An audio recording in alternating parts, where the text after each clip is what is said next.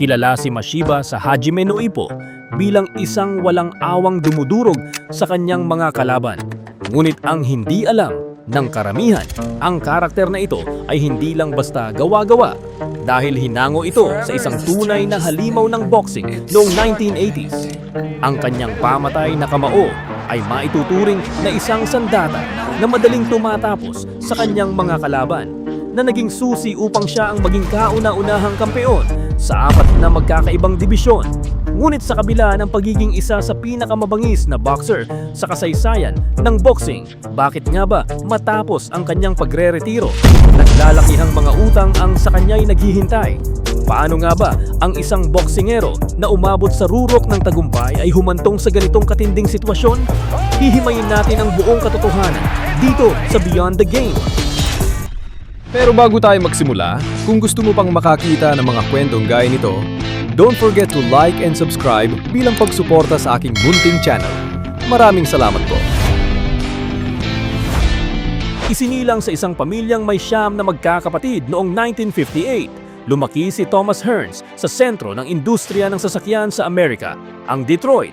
Bata pa lang, pinapanood na ni Tommy si Muhammad Ali at doon niya sinimulan ang kanyang paglalakbay sa mundo ng boxing.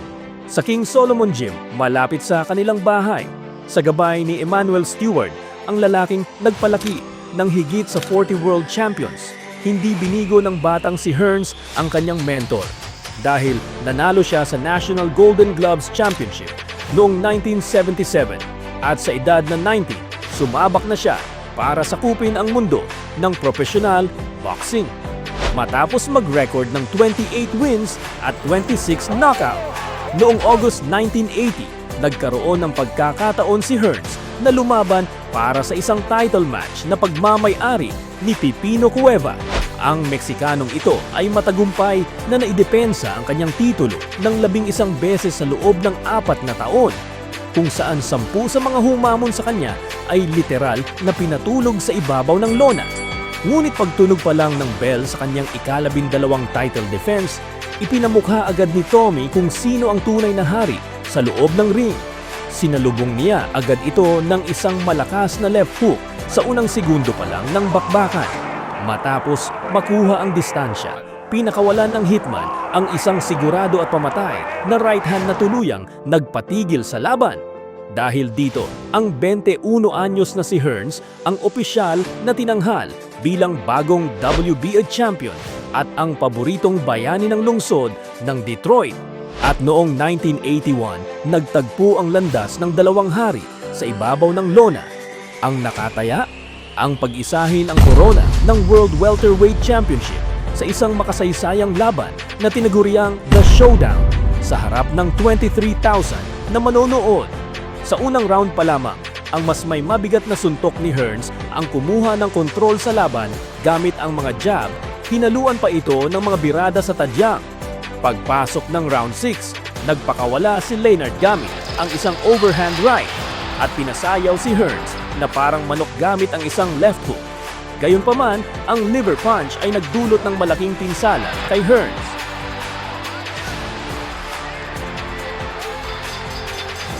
Pagpasok ng ika-7 round, si Leonard naman ang tuluyang naghari sa palitan ng mga jab at walang katakot-takot na sinalo ang mga pinakamalupit na bullet jab ng kanyang kalaban. Sa pagkakataong ito, siya na ang nagdidikta ng laban habang pilit na nag-aabang ng tiyempo para maipasok ang kanyang pamatay na kombinasyon.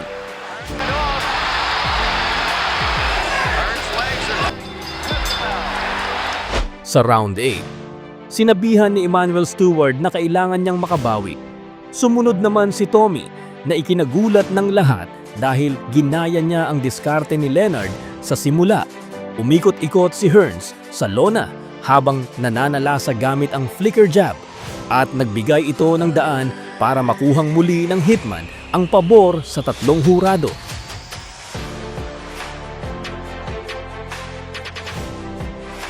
Dahil halos magsara ang kanyang mga mata, na-realize ni Sugar Ray na wala na siyang pagpipilian.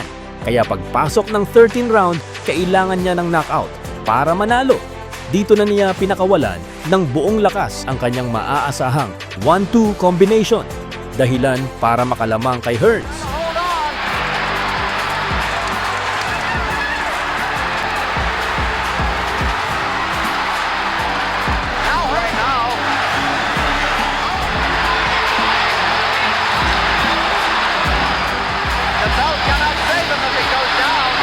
At matapos siyang mayanig ng isang solidong overhand right, tuluyan siyang ipinako ni Leonard sa mga lubid at isang nakamamatay na kombinasyon sa katawan at ulo ang sumunod, dahilan para pumasok ang referee upang tapusin ang laban. Ang kanilang magandang laban noong 1981 ay nagpakita ng maraming ikot ng kwento, habang ang 22 anyos na si Hearns ay natuto ng isang mahalagang leksyon. Ang rematch na hinihiling ng mga manunood ay kailangang maantala ng ilang taon dahil sa injury sa mata ni Leonard. Ngunit ang Hitman ay makakatanggap pa ng isa pang pagkakataon para magbawi. Sa ngayon, nagpasya siyang huwag ng pahirapan ang sarili sa pagbabawas ng timbang at umakyat sa 154-pound light middleweight division. Ang lakas ni Thomas ay nadala sa mas mataas na timbang na nagbigay daan sa kanya na makakuha pa ng 3 panalo at nakakuha ng pagkakataon para sa title match noong December 1982 at agad na sinungkit ang WBC Super Welterweight title matapos niyang talunin ang boxing legend at 3-time world champion na si Wilfred Benitez sa New Orleans. Matapos matagumpay na masubukan ang kanyang galing sa 160 pounds at maipagtanggol ang kanyang mga belt, naglayon ang Hitman na patalsikin ang undisputed middleweight world champion na si Marvin Hagler. Ngunit bago yon, kailangan muna niyang dumaan sa isang buhay na alamat kay Roberto Duran, na nanalo ng belt sa 3 magkakahiwalay na dibisyon. Sa record na 77-5, tinapos niya ang 58 fight sa loob ng itinakdang oras. At noong June 1984 ay hinamon niya ang Hitman sa pagtunog ng bell. Hindi nag-aksaya ng oras si Hearns para simulan ang kanyang trabaho at nagpakawala ng isang solidong kanan na nagpabagsak kay Duran.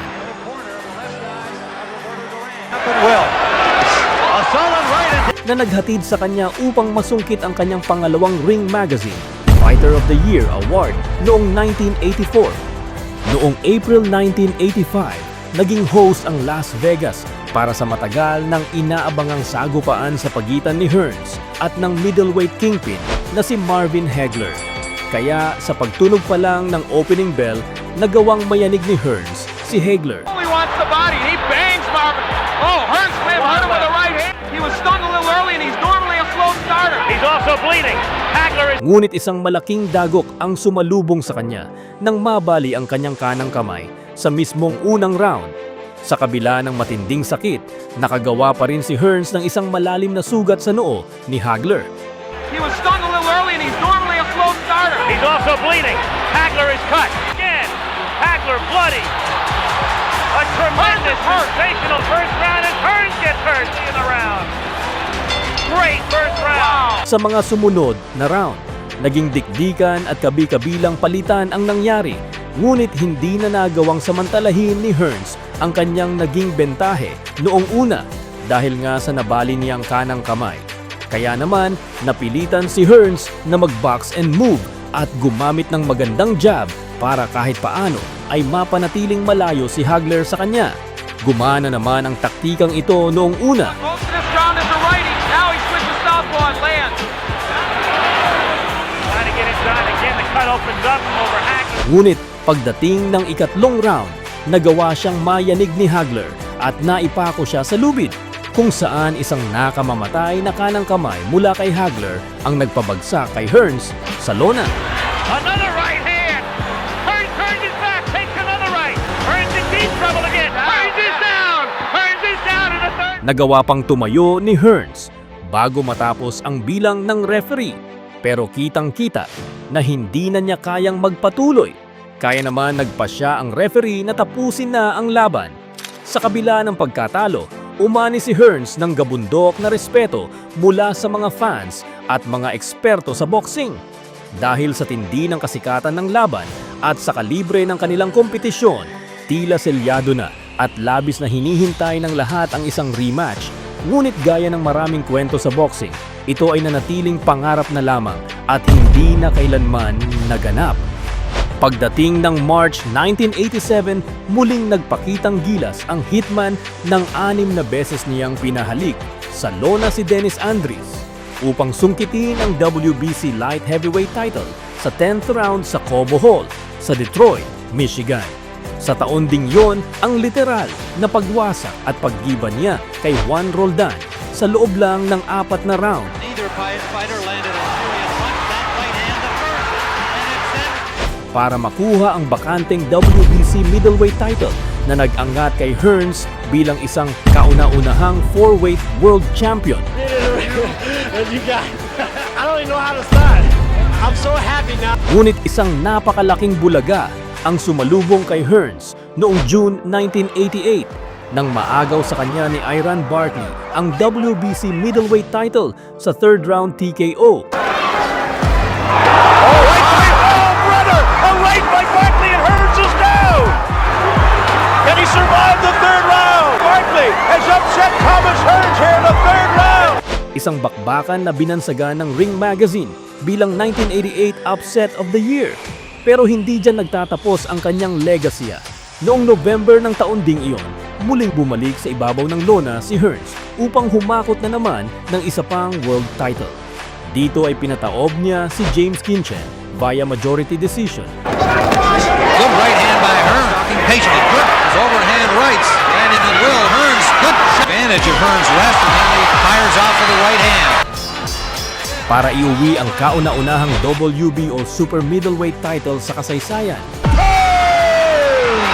Dahil sa tagumpay na ito, opisyal na isenemento ni Hearns ang kanyang pangalan bilang ang kauna-unahang boksingero sa buong mundo na nakasungkit ng world title sa 5 magkakaibang weight divisions. Isang literal na living legend. Hey guys, I'm back. Taong 1989 para lamang makuha ang pinakahihintay niyang rematch kay Sugar Ray Leonard, kung saan nakataya naman sa pagkakataong ito ang WBC Super Middleweight title ni Leonard at ang hawak na WBO title ni Hearns. Ito na ang naging ika-6 na super fight sa karera ng Hitman. Sa buong laban, si Hearns lang ang nakakapagrehistro ng mga knockdown matapos niyang mapabagsak si Leonard ng 2 beses. Una ay sa ikatlong round kung saan nadaplisan niya si Leonard ng isang matinding right hand na naging sanhi upang mawalan ito ng balanse. Big shot. And another one sets it down. The right hand of the year winner. Bagamat hindi napabagsak ni Leonard si Hearns, bumawi naman ito pagdating sa mga sumunod na round. Yes, solid punches by Leonard. Leonard to the body. There it is. Right down the pipe. Ngunit sa round 11, muling nanalasa si Thomas Hearns matapos niyang magpakawala ng sunod-sunod na kanang kamay, dahilan upang makuha niya ang kanyang ikalawang knockdown laban kay Leonard. Hook and a right behind that. 3 punches. At ang huling round ay naging pabor para kay Leonard. Tommy to pick up. Body and connect. Vicious body punches. Now trying to put his hand away. Watch the clock now, Tim. Tommy has nothing left. Right hand by Leonard and Hearns in difficulty along the rope. Another combination. Ngunit dito na pumasok ang matinding selyo ng kontrobersya sa isang madugong bakbakan. Ang dalawang mandirigma ay nagtapos sa isang split draw. Ayon sa mga eksperto at kritiko, naniniwalang bastusan at tila hayagang ninakawan si Thomas ng isang napaka-deserve na panalo noong gabing yon. At makalipas lamang ang ilang taon, doon palang formal na binigyan ng credit ni Sugar Ray ang Hitman. Tommy Hearns won that fight, so give him a round of applause. At noong February 4th, 2006, opisyal na tinapos ni Thomas Hearns ang kanyang huling professional boxing match kontra kay Shannon Landberg sa harap ng nagwawalang home crowd sa The Palace sa Auburn Hills, Michigan. Tinapos ng Hitman ang kanyang karera sa pinakamaangas na paraan. Matapos ang kanyang pagre-retiro, hinarap ni Thomas ang isang matinding krisis sa pananalapi sa kanyang pangalan. Noong 2010, nagkaroon siya ng utang sa buwis mula sa IRS na umabot sa halos $448,000. Dahil sa kawalan ng pondo, napilitan siyang i-auction at ibenta ang kanyang mga pinakakaingatang ari-arian. Sa nasabing auction, ibinenta niya ang isang 1957 Chevy at ang kanyang mga memorabilia sa boxing upang mabawasan ang kanyang tax liabilities. Bagamat gumuho ang kanyang imperyo sa pananalapi, ang kanyang kadakilaan sa boxing ay kailanman hindi mananakaw. Dahil noong 2012, opisyal siyang iniluklok sa International Boxing Hall of Fame, isang patunay na mananatili siyang isang ganap na alamat.